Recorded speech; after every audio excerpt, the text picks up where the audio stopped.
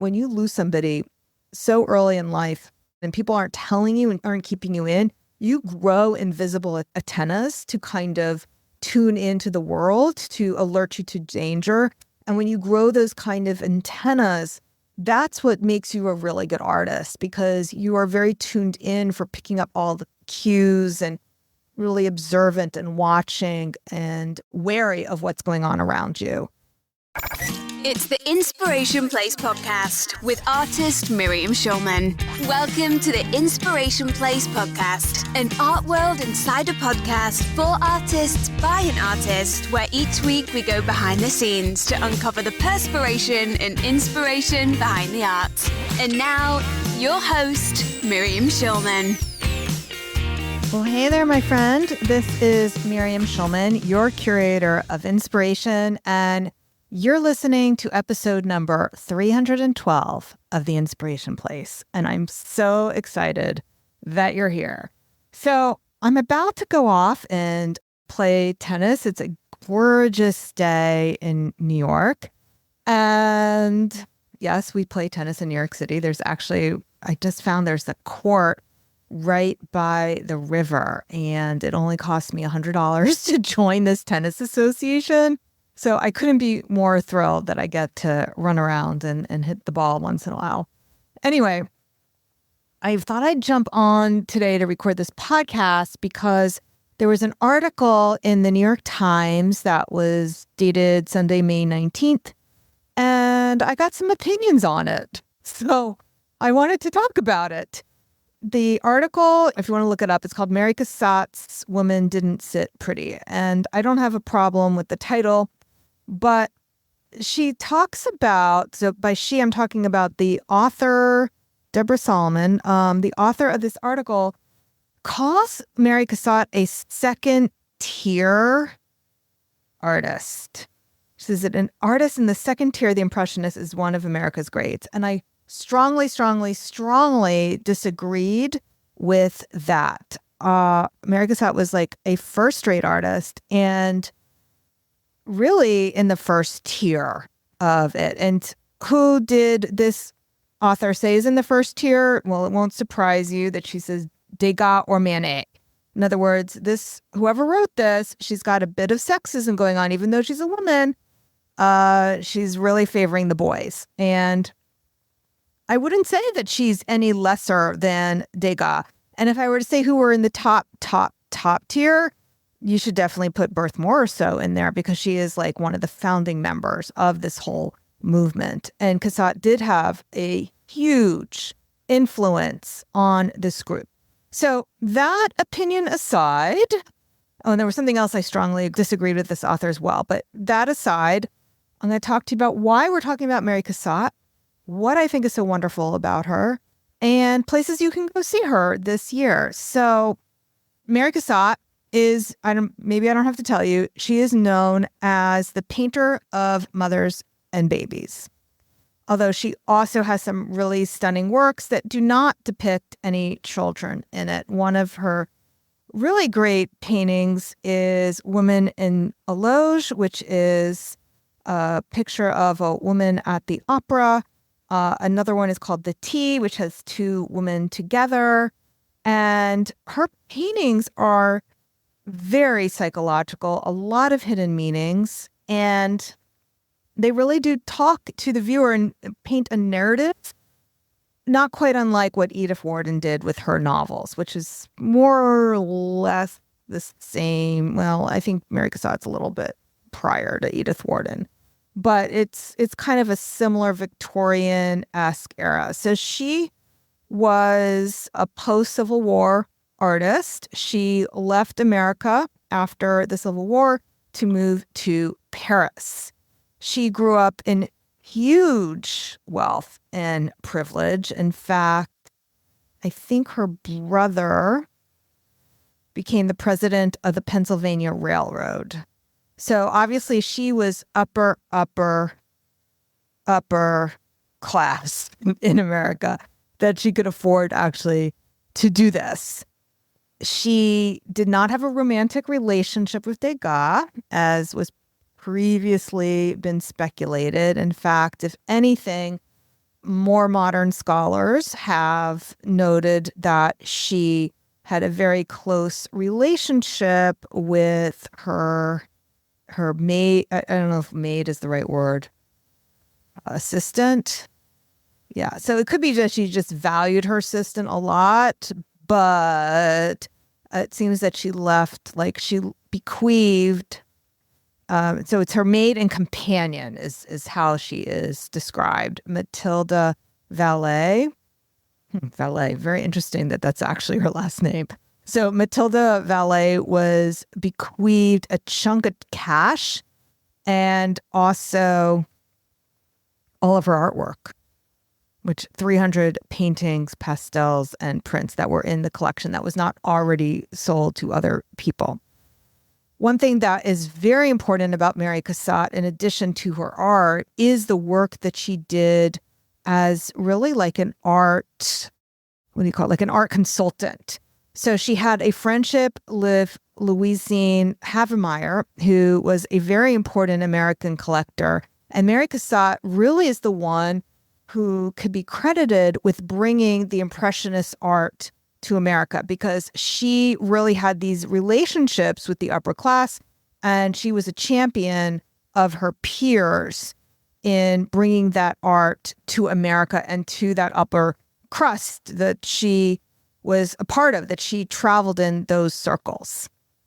One of the reasons that Mary Cassatt is getting more attention right now is we're approaching the 100th anniversary of her death. So that has inspired a new round of exhibitions and books. We will link to all of that in the show notes. And also, so she has her first major exhibition is coming to the Philadelphia Museum of Art. And it opens, actually, it said it opens this weekend meaning June 2024. So you are listening to this in June. You can travel to Philadelphia to see it. And then that exhibition will travel in the fall to the Fine Arts Museum of San Francisco. I don't think I'm going to get to see either of those. Maybe I'll go to Philadelphia, though, because that could be super fun. I could just hop on the train from New York to Philadelphia. I love Mary Cassatt. She's truly an astounding artist. I'm going to talk more about why I'm going to promote her as being such an astounding artist. I just wanted to get some of these juicy biographical details in here.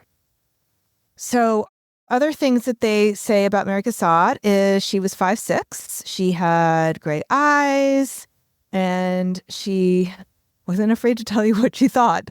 The way this particular author described it, or this reporter, as a caustic manner, I can totally imagine what kind of person she is. Maybe a little like me, actually. I do not mince my words. So she never married. She never had children. And she worked on her art. She was in the center of the French avant-garde. And according to this author, this reporter, whose sources I question because he keeps repeating very chauvinistic things about Mary Cassatt, was that she discovered Degas after admiring his pastels. I'm going to put a pin there. I'm going to do some additional research and see if that's really true, because that sounds like a very male chauvinist way of describing that Mary Cassatt found Degas. And I'm not sure that that was completely true. I think that their friendship evolved actually from going to the Louvre together and both copying paintings. That was the story I remember. So I will look that up, and hopefully in a future episode of the podcast, I will let you know what I've discovered. But apparently he invited her to exhibit alongside the fellow French Impressionists. She was the only American that actually exhibited with them. One comment that the Philadelphia exhibition is opening, you know how sometimes they put quotes of the artist up on the wall? So the Philadelphia Museum, they're putting this quote on the wall, which says, "What one would like to leave behind one is superior art and a hidden personality." So one thing that she did, which is kind of unfortunate for art historians, is that all her letters, diaries, account books, calling cards were all destroyed before or upon her death. So we don't really have a first-person narrative from Cassatt about what her relationships were, what her thoughts were. We just have the results of her art. So I'm looking right now at a gorgeous painting that was included in this article. It is called Maternal Caress from 1896. And it has a very chubby blonde baby with her hand on the mom's face, and the mother is holding the child's arm. One thing I did learn in this article is that, of course, it's supposed to depict a mother and child, but Cassatt would actually pair models with children who weren't necessarily related, just had the physical types that she preferred. All of her women are good examples of body positive women. They're full figured. The babies are also very chubby. And a lot of the flesh are the cheeks and the arms, like chubby arms with ringlets and chubby fingers and moms that are full figured. And so I find that to be very interesting. It says she was not interested in painting the nude figure. There is one Japanese print that is known by her that is called Woman Bathing that dates from about 1890. It has that Japanese style that she favored, but it only depicts a nude woman, so it would be perfectly appropriate for Instagram. A thing that I really admire about all three of these paintings that I see in the article, one was, like I said, Maternal Caress, the second, Woman Bathing, the third, The Boating Party, is her use of negative space. Like if you look at all three of them, just the negative space doesn't just exist. It really has beautiful shapes of its own. So if you were to squint your eyes and look at this almost as an abstract painting, all the compositional forms are very, very strong. The background really just holds a shapes that are very appealing. One thing that I thought was very interesting about The Boating Party is the way the man has his oars going across the entire canvas. And you got to believe this is a statement about the patriarchy. Basically, the woman and the child is shown in the background of the boat, and the man is in the foreground of this painting with his back to us, and his arm is outstretched, and it's really, you can't break through. So that's got to be a statement about women not being able to rise, being held back by only having their role being mother-child. I mean, I just don't see any other reading of this. If you have a different reading, I would love to hear it. So you can leave a comment on my Instagram. I'm Schulman Art. That's spelled with a C. You can email me, miriam@theinspirationplace.net. You can also leave a review of the podcast, The Inspiration Place. Leave a review there. Tell me what you think. Even if it's negative, I welcome your opinion because I really do want to know what you think. Also, if you're listening to this on my website, you can leave a comment there, schulmanart.com/312. And we try to put the boating party from 1893. We'll put that in to the show notes as well so that you can see it, and that will help you make a comment about that, as well as the other artwork, Maternal Caress. And we should probably put the other painting that's in here as well. It's Alex here, and I do apologize for the interruption. One of the most common questions we're asked at the Inspiration Place is what kinds of results can you expect? That's why we want you to hear from Linda Doucette, a fiber artist. Before the incubator, I didn't know which way to turn. I didn't know anything about online marketing. My shows had been canceled, and I was really just overwhelmed by the future. Oh, in the past few months, I have had record-breaking sales at my art shows. I've had record-breaking orders from the galleries that I've been delivering my artwork to, and galleries are ordering more art from me, and the results have been fabulous. I'm very happy. If you're interested in learning more about the Artist Incubator, head on over to schulmanart.com/BIZ. Letter B as in boy, I as in ice cream, and Z as in zebra. And now, let's get back to the inspiration place. So the other thing that I disagreed with this author is, is she for real? Is this really 2024? Okay.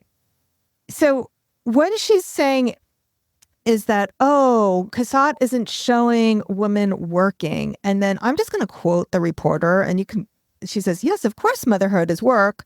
Lots of it. On the other hand, it's hard to accept the premise that Cassatt's painting take as their subject the aches and pains of unpaid labor, as Cassatt remains securely seated in the upper class milieu from which she sprang. Actually, I do kind of agree with that she's not, because she probably wasn't part of, all the women that she knew probably all had nannies. So I'm not so sure. I think she was making more of a statement about women being held back by it. But then she says, it's not the real work like Degas's bone-weary laundresses or Gustave's floor scrapers. I don't know. Maybe I soured on the reporter because of her comment about Cassatt being a second-tier artist, which I was always so inspired by her. Mary Cassatt is one of the reasons I decided to become a portrait artist for real and paint children's portraits. So, yeah, don't mess with Mary Cassatt. You're not going to make friends with me when you do. And I'm not saying that she's not at fault that she's going to be above criticism, but I just don't agree with this reporter. One thing that I learned from this article, though, is that she had a brother who passed away, I think when she was 7. So she had a brother who had some sort of disease, maybe bone cancer. And so he had been sick for like 4 years. When they were 7, they moved to Europe to treat him. But 2 days after Mary turned 11 is when he passed away. So that's really hard to have death so young. She had 5 siblings, and the one who passed away of bone cancer was the one closest in age. And that's something also that happens when you lose somebody so early in life. And I don't know how they treated death back in this century. I know when my father died, they didn't talk to children about death. So what happens if you lose someone and people aren't telling you and aren't keeping you in, you grow invisible antennas to kind of tune into the world, to alert you to danger. And when you grow those kind of antennas, that's what makes you a really good artist, because you are very tuned in for picking up all the cues and really observant and watching and wary of what's going on around you. So that was an interesting part of her biography that I did not know before. Okay, so there's also going to be an exhibition next year at the Fenimore Art Museum in Cooperstown. So if any of you have a partner who is a baseball enthusiast, that might be a nice trip to take together, that you can go to Cooperstown and they can go to the Baseball Hall of Fame and you can go see Mary Cassatt. Okay, so she hardly ever painted men, which is interesting to note. Like the Boatman is in there, and I don't know who else is in there. I know that in terms of the boating party definitely has a man in it. That one is a painting to homage to Manet's boating. And then I just want to add, this particular author didn't talk about this painting, but one of my favorite paintings that Cassatt has done was a painting of a girl reclining in a chair with a dog. And the little girl, she just has like her legs splayed open. She is not ladylike at all. One of the things this reporter does note is she was speculating whether the reason why she painted such babies in good health was because she had that early loss. And so that is possible, that she's maybe trying to recreate these angels of who her brother was. And the Cassatt woman, she does not depict them as prostitutes. They don't smoke. They don't drink. They are not objects for men. They are usually very plain looking, and they lean more towards what we might call body positive shapes. Women in her paintings are there for themselves and for each other, and they're not dancing around in the constrictive corsets that were popular during that time. So that is all I'm going to say about Mary Cassatt. I see it's time for me to head off to my tennis. So I would love to hear from you. What do you think of Mary Cassatt? What do you think of the paintings in this museum? Are you going to be able to see any of her art? I know she also has art in the permanent collections of the Metropolitan Museum of Art, as well as in Boston, the Museum of Fine Arts. So if you're in any of those places, it'd be wonderful to go see her art in person. If not, you can check out some of the reproductions in the books that we have linked up for you. And we will be creating a segment on my Amazon storefront for Mary Cassatt because she's a first-tier artist.